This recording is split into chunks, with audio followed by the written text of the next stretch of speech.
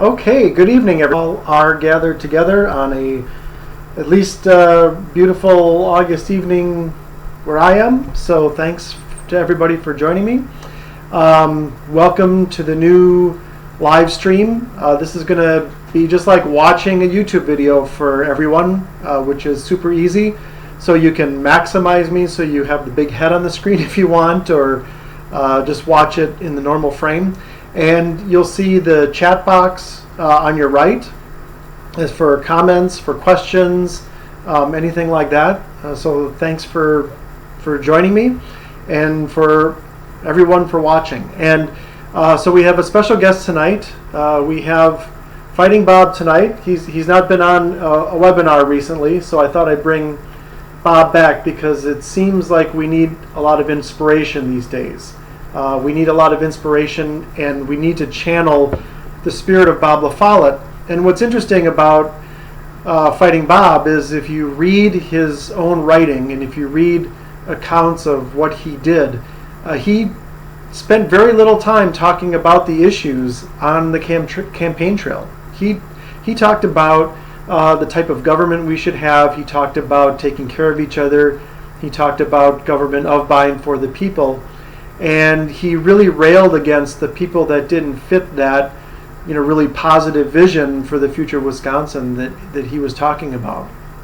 So, in preparation for this webinar today, and how we're going to deal with the long-term effects of how Donald Trump has changed people's brains, I'm going to show you a very brief, this is only about a 2.5 minute clip of George Lakoff, and this is actually from quite a while ago. I believe it's from about 8 years ago, and he's going to be answering a question in front of a group at Berkeley about moving forward with a campaign based on empathy and what that looks like. And I just want to use this as a jumping off point for tonight, because I think you're going to find it really inspirational, and I think we need some inspiration as we get going. So here we go. Titled "Where's the Movement?" Yes. You talked about creating an empathy-based movement. I was wondering, where are you with your thinking on that, how to build that type of a movement? Well, I'm very glad you asked that, Edwin. Let me tell you the background to that article. When Barack Obama is asked to support any progressive initiative, the first question he asks is, where's the movement? And the reason for that is that every political leader cannot say anything that doesn't make sense to the public. They can't say anything that hasn't been said 10,000 times before. They can't say anything where there isn't a movement out there that they can step in front of and lead. That is a truth about politicians. It's not a bad thing. We use the term leader as if they're the people who are starting everything. No, they're the people who move out in front of the movement. And that's how it always is. It starts with other ordinary people like you and me. So a movement has to be there. How do you do it? You need a communication system. That's why we have set up a speakers bureau, hoping to get speakers in every electoral district to say all the things I'm saying right now. You have to be able to talk about not just the California Democracy Act, but what democracy is about and what government in a democracy is about and how that fits in. We need to do this not just for this particular act, but in general. You know, if this act succeeds and we're able to form a structure in the state to push it through, we can keep that structure.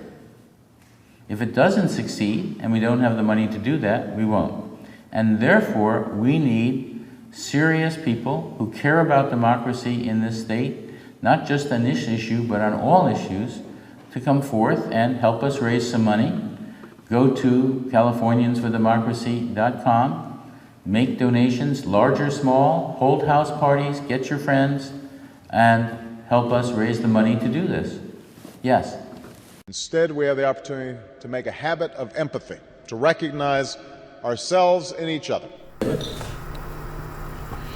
So there you go. And obviously what George is talking about is a specific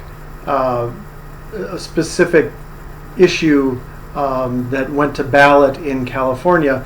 But what he said applies universally to what's going on here, and this idea of how we present a vision of democracy.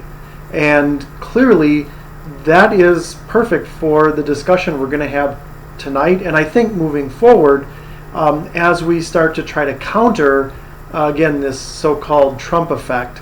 And I realize that I'm reinforcing, I'm cognitively reinforcing the power, but I will try and use that as limited as possible, just knowing that in this circle of intelligent people who are aware of framing, you understand what I'm talking about. So the first thing that I want to look at is the way that typical progressives and Democrats view Donald Trump. And there's this idea out there that he's just crazy, he's kind of coming unhinged, or even about his followers and how they're kind of these crazy people. And you know, many of you have heard me speak before and who've heard George in the past know that we always say, look, conservatives and Republicans by and large aren't mean, greedy, and stupid. And the reason we say that is because it's so easy for us in our progressive worldview and in our frame to think of people who we disagree with on a moral level, to think of them that way, when in reality they have a different worldview. And we need to find common ground around values to persuade them that, listen, we have shared values, and we're going to get to those in a minute. So you see the top 5 stupid things, Donnie, which is what I'm choosing to call him, because it undermines his authority. So this is based on something from online journal called the Libertarian Republic, which is very widely read. And this is coming from the libertarian point of view. And look at how these things are characterized here. So stupid things.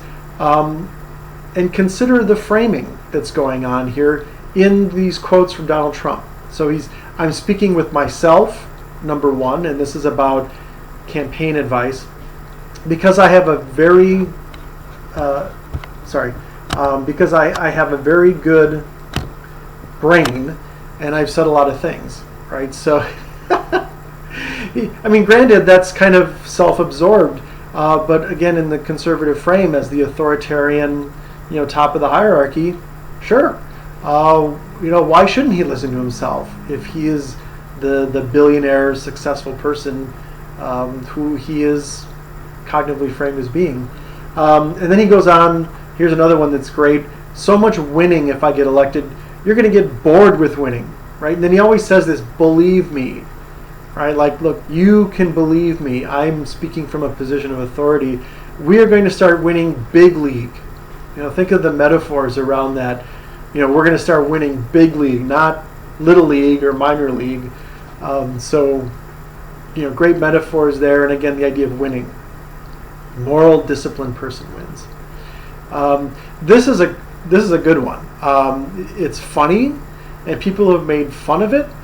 But again, to the point that what he says changes people's brains, consider how this will affect people who are not only his supporters, but people who are in the dominant conservative frame. This idea that his hands his fingers are long and beautiful, and it's been well documented, as are other various parts of my body. Obviously, people have said that's obscene. He's been made fun of because of it. But again, consider framing and consider the metaphorical imagery and how easy it is to reinforce that kind of thing by just writing him off as being stupid. Then this idea that all of the women on The Apprentice flirted with me, conscious or unconsciously, that's to be accepted, right? Again, putting himself in this kind of socioeconomic hierarchy. And then the last one is, again, very gratuitous, but saying that it's true you have better hair than I do, but I get more women than you do. Again, if you quantify that as stupid, you're missing the whole point of how powerful his ideas, his language, his metaphors are. So, really important things to be aware of. And, before you think that that's stupid, make sure you look deeper into how he's framing. Actually, on the next slide, you're going to see some really interesting research that came out of Gallup. And this is based on 87,000 interviews with Trump supporters, and then they looked at the demographics and looked at things like socioeconomic status and race and things like that to determine who Trump supporters really are. And the results of this really wide survey really defy conventional wisdom, right? So going back to thinking that all of his supporters are just kind of not that bright, and looking at these results, that's really not the case. First of all, obviously, people who were more affluent viewed him more favorably. So that kind of undermines this idea that it's just a bunch of hicks and rednecks that are supporting Trump.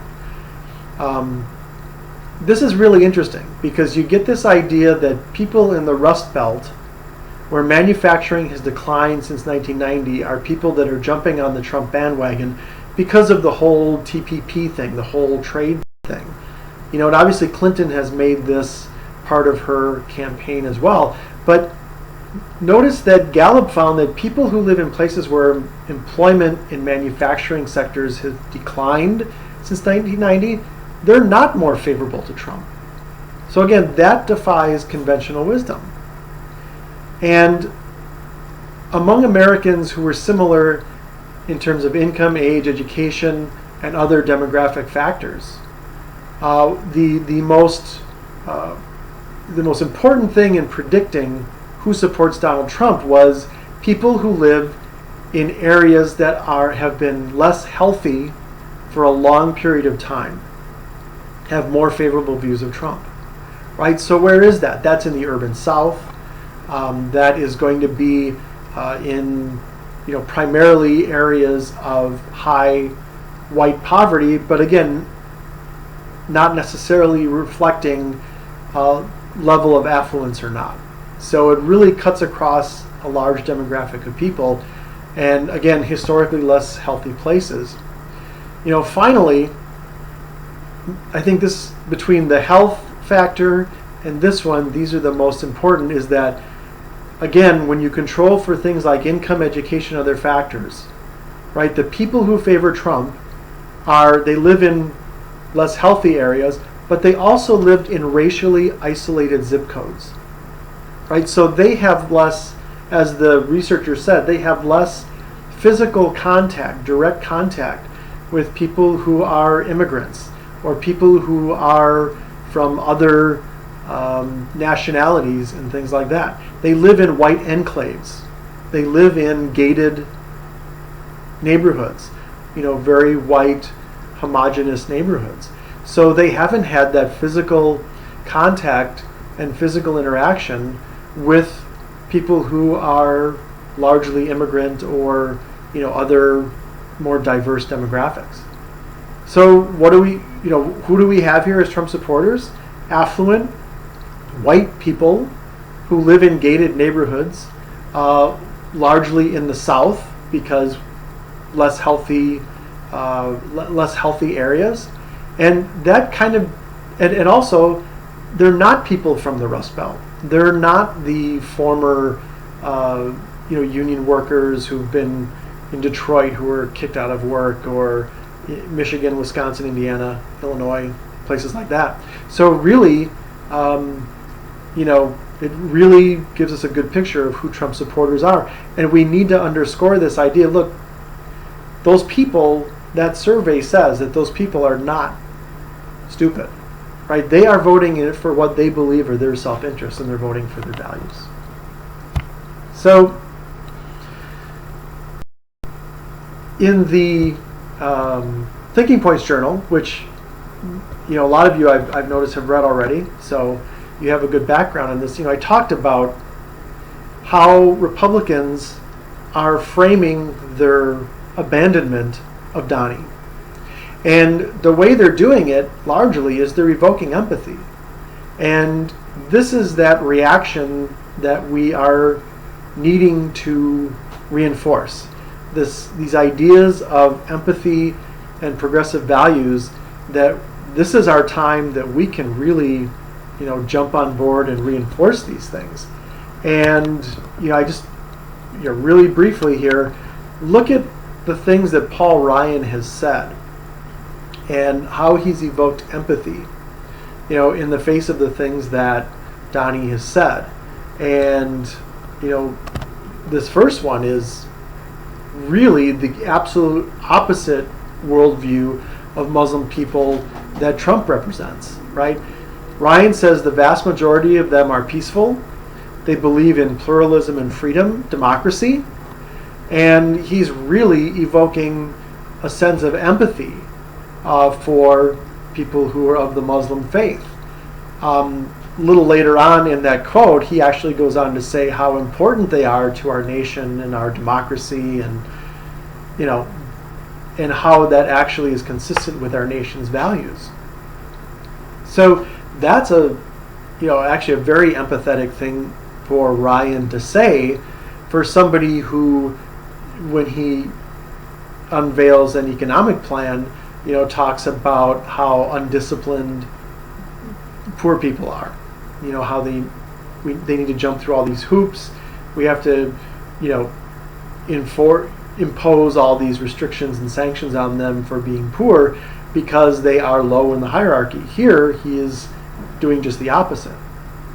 And the next one is, another really good example of this idea of empathy for people, and especially people who are not of the same race as Paul Ryan.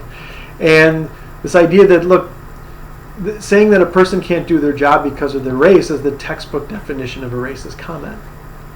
So again, he's evoking empathy. And the next one, I think, goes, a little further to start evoking this idea of effective government of by and for the people, and the idea that private prosperity depends on the public, where he talks about how the GOP nominee has to reject any group or cause that's built on bigotry, because the GOP appeals to people's highest ideals, the party of Lincoln. Right? So when you think of Lincoln, you think of kind of the progressive view of democracy and government, that it is, again, of, by, and for the people.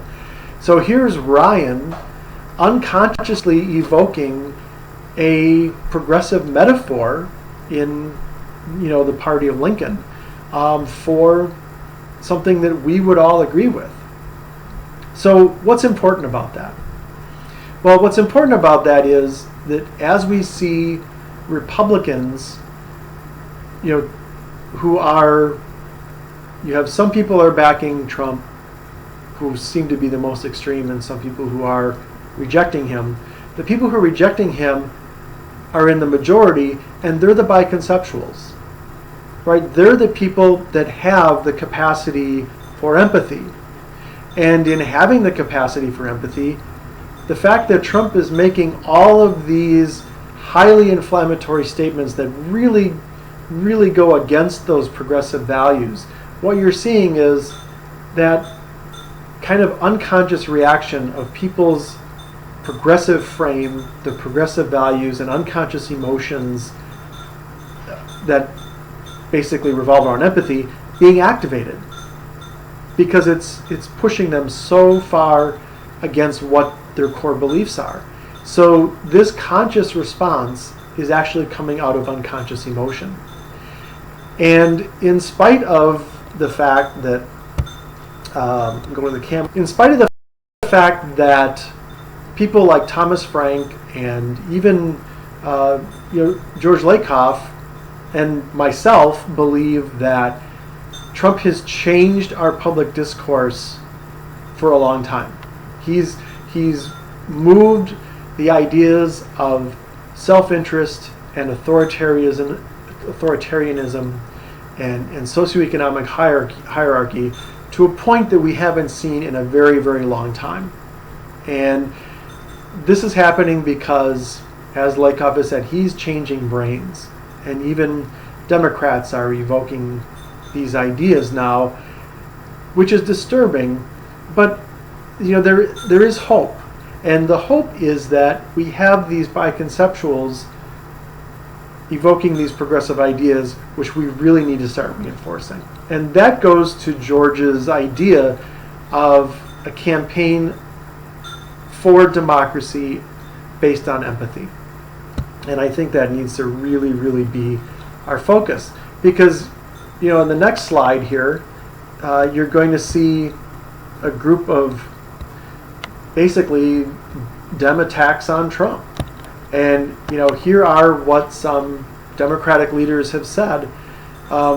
This is Hillary Clinton's idea of, trying to be extreme by being funny, but she says there's no risk of people losing their lives if you blow up a golf course deal, right? Well, what does that say? I mean, that's not evoking empathy. It's really not, portraying any progressive values as we have recognized them. What she's doing is she's painting a picture of Trump, being a golf mogul, that he's made a deal, and this idea of him, blowing up a golf course. Obviously, she's talking about him having his finger on the nuclear trigger, but she's really acknowledging his authoritarianism. So the next one is Tim Kaine, who said, this was actually from when he was in Wisconsin recently, he never tells you how he's going to do any of the things he says he's going to do. He just says, believe me, right? So he's reinforcing exactly what Trump is saying, right? He's saying, just believe me. And the idea that, look, the authoritarian figure has authority because he's the most moral and the most disciplined. And it is our moral obligation to follow that person, right? Think of Old Testament God. Do what I say or you will be smited. and don't question my authority. Just do it, right? So Cain is evoking that exact idea by saying this. And supposedly it's supposed to be an attack that weakens him. I don't think so. So the next one is from the USA Today. And this is, you consider how the media absorbs and reprints the conservative frame because it's dominant. Here's a great example of that. Despite a star-studded lineup of speakers that included Vice President Biden, Michael Bloomberg, it was Trump who increasingly dominated attention. And what's interesting is I get a feed of, for example, The Guardian, which is progressive, and BBC News, and the AP, and I will tell you on a daily basis, when you look at their top stories, if you count the number of top stories that evoke the idea of Trump as the authority figure versus Hillary Clinton as an empathetic progressive leader, you will find 80 to 90% of them lead with a headline, something about Trump and something that evokes the authoritarian frame. And, all this talk about him being done, it may be premature. I tend to think that he's so pushing the edge of empathy that, again, like a lot of these conservative Republicans, people are going to push back and it's actually going to evoke empathy. But what he's doing to public discourse is worse, because even if he loses, he wins. So this is something we need to really focus on. Finally, here's Vice President Biden saying he has no clue what makes America great, right? So you talk about a really ineffectual, quote unquote, attack. Saying that he has no clue says what? That he's stupid. So we know how people who support Trump will respond if his opponents call him stupid. It will just reinforce their support of him. And then he says, what makes America great? I mean, virtually evoking a phrase which Trump said, hey, that was my idea. I should copyright it. This idea of make America great again. So clearly something that evokes the Trump frame here. So what's the whole point of all this? And this is what I really want to get to, is this idea that this really gives us an opportunity to change public discourse and to win hearts and minds. Because what I've found working with grassroots people and Democrats and progressives is that we share a lot of common values with people who identify themselves as Republicans. And when we start talking about the values and then relate them to things we care about, and you've heard me say this a lot, but it's worth reinforcing because this is how we start winning local elections. And we're not going to do it by all of a sudden winning the governor's office with a great progressive that comes out of nowhere. We're not going to beat Paul Ryan in his own district with a kind of a newcomer progressive that again comes out of nowhere. Right? This is something that needs to be built because, as you all know, and if you don't know, I'm going to tell you, that reinforcing these ideas needs to be done by repeating them over and over again. And so we need to have a lot of campaigns all over the state in local races that start with these progressive values and start bringing Republicans in on these progressive values and voting for people not on the basis of a party, right? Not saying, I'm a Democrat, I'm a Republican, or not saying I'm going to vote for this person because they're Republican, or I'm not going to vote for this person because they're Democrat, but saying I'm going to vote for this person because they believe what I believe. And the idea that the party identification is secondary. Now maybe a new party emerges, maybe it's a rethinking and retooling of one party or both parties, but this is how it needs to happen. And I would encourage you to start engaging in these ideas of progressive messaging in the local races. So that's where we're going to start making a difference. And what I wanted to do right now is, the chat box is open, and I'd encourage you to, I've got the idea of the values. These are 4 basic values that actually Mike McCabe and I and some other people have brainstormed on, because what we saw was a lot of people coming out around the state and saying, I'm a commoner, I'm just a normal person, I care about what's going on, and what I see in our politics doesn't align with my values. So I'm going to run for office. And you all probably know people who have done that, and you're connected with those people. And when we started digging down into what the commonalities that all these people had, and some of them self-identified as Republicans. I mean, not everybody said that yes, and people have, yes, this is, in fact, I'm going to type something in the chat box. There we go. Yes. There we go. So what we found was these common threads. And, none of these things are based on issues, right? So, we're not talking about education. People aren't, people have all different issues all over the place. Unfortunately, there are people that run as single issue candidates. That doesn't tend to come out well, but if you start with the values and then start to relate them to issues, that's successful. And the first one that I want to talk about is this idea that with great freedom comes great responsibility. And so what does that mean?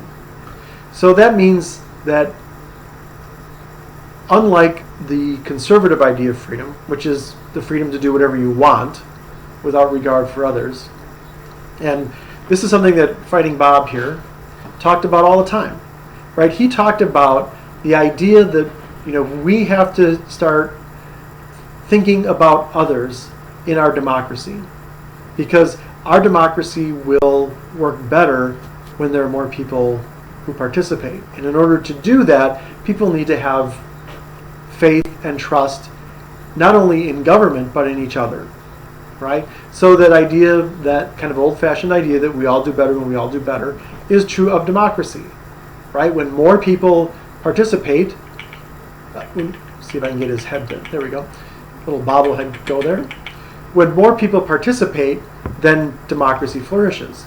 And he talked about this in terms of the railroads. It was really kind of interesting because my son, we went on a tour of the state capitol, and our tour guide talked about how the state capitol was paid for through taxation on the railroads, right? So here's the people's house was built with taxes from the railroad. And why were those taxes on the railroad moral? Because the railroad profited from the land that was of the people. That was public land that was deeded to the railroads by the state, by the people, and that's how they made their profit, which they were taxed on to build the Capitol. And so the way Fighting Bob framed that was that it is the railroad's responsibility to pay those taxes because of what the people did for them, right? So that's how we need to start framing the idea of freedom. the idea that with great freedom comes great responsibility. Look, we're free because of the work we all do together. Therefore, we have a responsibility to each other. It's a simple concept, but it's something that people don't really talk about that much. So the next one is an offshoot of that. And you'll see how each of these are connected. They're systemically connected. And the great thing about it is when you start putting them all together, they help give people kind of a systemic view of democracy based on empathy. So this idea that democracy succeeds when we all, as caring citizens, act with empathy, not just in their own self-interest. See, this is the one that we can start using against Donnie, and that kind of, Republicans are kind of pointing to, right? That, he's just acting in his own self-interest. We want to act for the people. That's a very important concept. The next one is one that you've all feel like you've probably been beaten over the head with, over the last couple of years here, but it's one that we really need to keep harping on, because what Donnie is doing is he's trying to paint a picture of a public, right, that only helps people like him. And that's not the kind of public that we want people to envision. And when we talk about democracy succeeding and freedom, we talk about trust and faith in government and the public.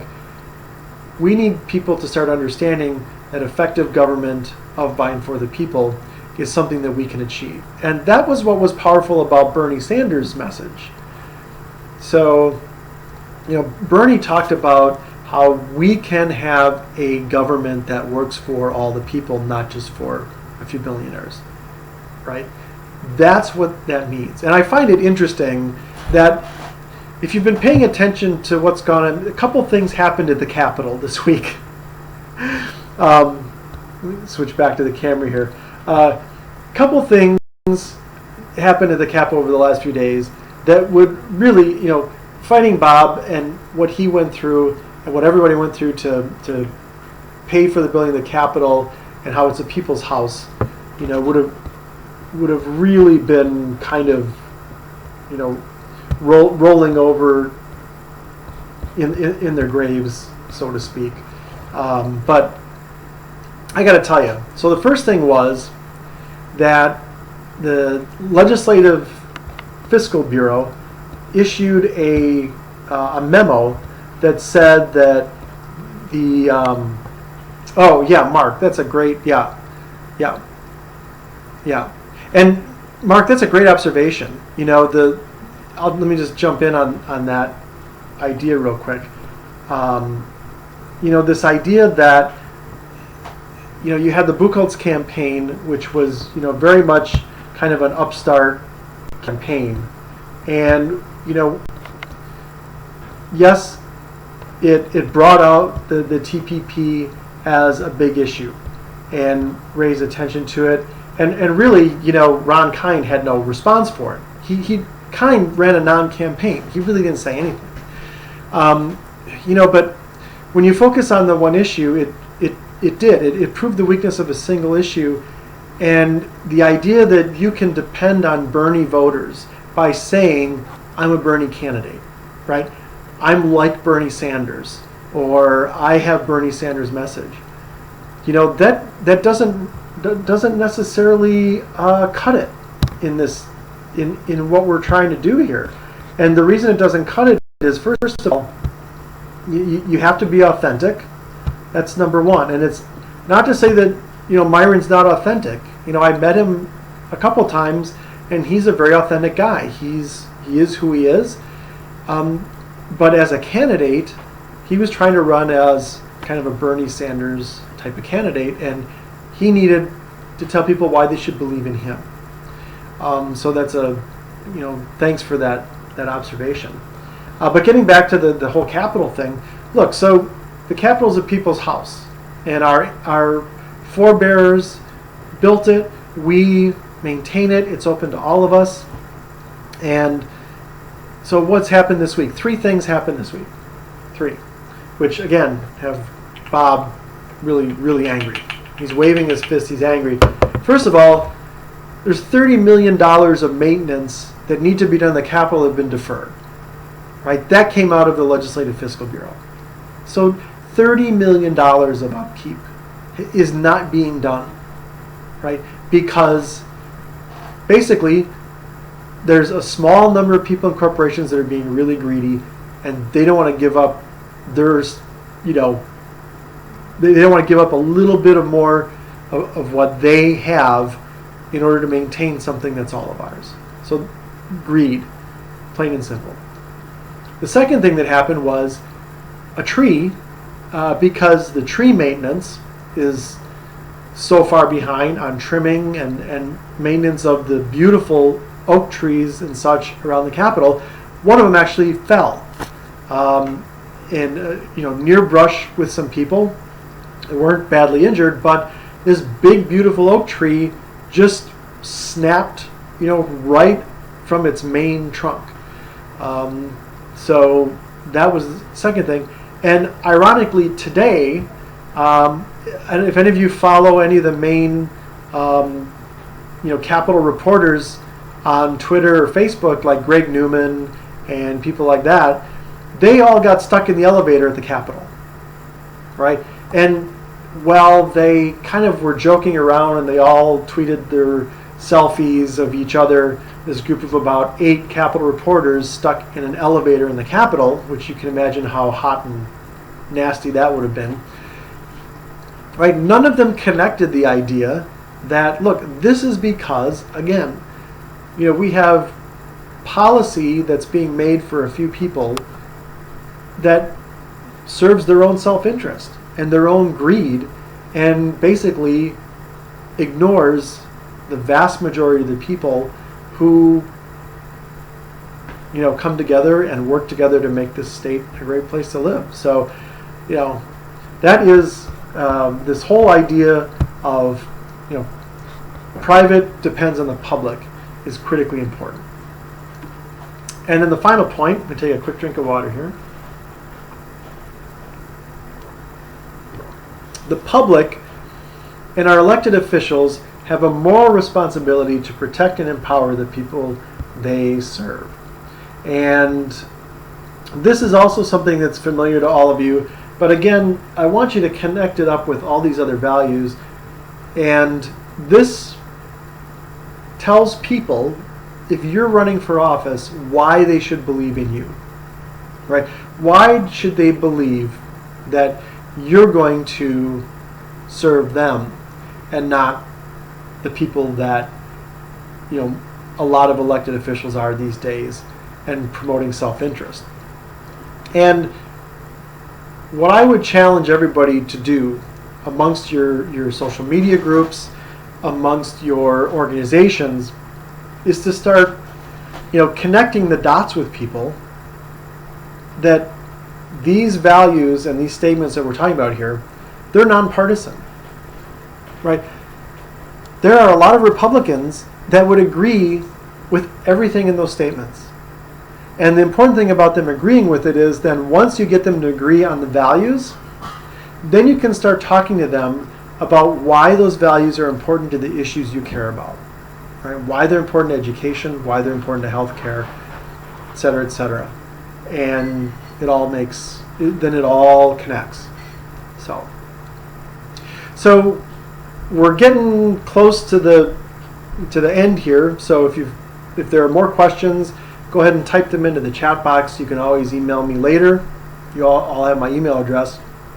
So one of the things that I want to point out to everybody is that first of all, this idea of the Progressive Freedom Campaign is an ongoing process. It's something that through Blue Jean Nation and Wisconsin Grassroots Network and we're working on this. And I've talked about the Train the Trainers thing, and I am going to develop that. I've got actually about a dozen requests already, people saying that they will commit to training as trainers. And we're going to be having a conference call next week, and we're going to look at, what the next steps are. And, one of the things that we have been talking about and that needs to happen, and I see Mark Taylor's on the webinar tonight, is, we need like speakers bureaus of people who know how to talk about values and be experts on issues and be able to talk about values that are nonpartisan. We need, grassroots people who will be kind of the army of the boots on the ground and volunteer for campaigns. We need kind of a branch of this that functions in the political realm, so that candidates have support. And there's a lot of smart people on this call, on this webinar, and there's a lot of smart people who are subscribers, and your input is going to be very welcome in your participation. So feel free to get any ideas going there. And finally, the Thinking Points Journal next week, I actually had a request from a subscriber to look at a topic kind of based on climate change and the messaging for climate change. And so that's going to be the topic of the Thinking Points Journal. And the way we're going to look at it is this idea that a lot of environmental groups are basically just countering what the climate deniers are saying with facts. So, yeah, I like it. Yes, good name, excellent. And we're going to look at how important these values that we're talking about are to not only talking about climate change, but then other issues. So that's going to be the Thinking Points Journal, so look for that. Oh, the Fighting Bob bobblehead, I actually got at Fighting Bob Fest last year. So I think they were at the Isthmus was selling them. They're fun and everything, but unfortunately I looked at the bottom and they are made in China. In spirit, it's great, but yeah, made in China. So, thanks everybody for coming on. Good stuff in the chat box, and with that, we are going to conclude with just a little bit more inspiration, to get you going on building a movement around empathy. So we're going to finish off with again this Bernie Sanders ad that I've loved since it was very early ad in the campaign. This idea of bringing people together, and I think bringing people together with a campaign about empathy is going to be really important down the road. So thanks to everybody. We'll see you down the road, and the recording will be up tomorrow morning. So yeah, right, yeah, Mark, I understand, but it could be that bobbleheads aren't made anywhere else but in China. And thanks everybody for saying that you're in on training and all that kind of thing, and I will make a note of that. And yeah, send me feedback on not only on the presentation here, but on things that you want to see in the future. So with that, here's Bernie ad, and I will say goodnight. Thanks. Our job is to bring people together.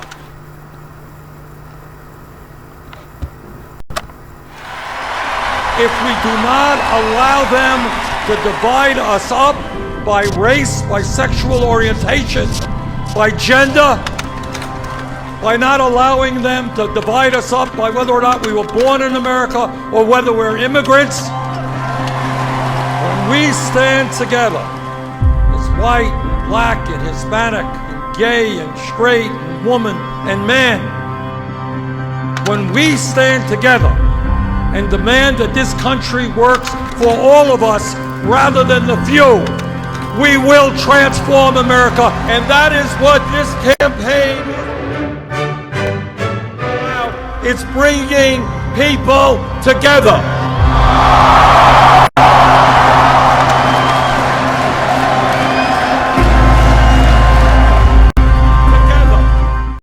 Our job is not to divide. Our job is to bring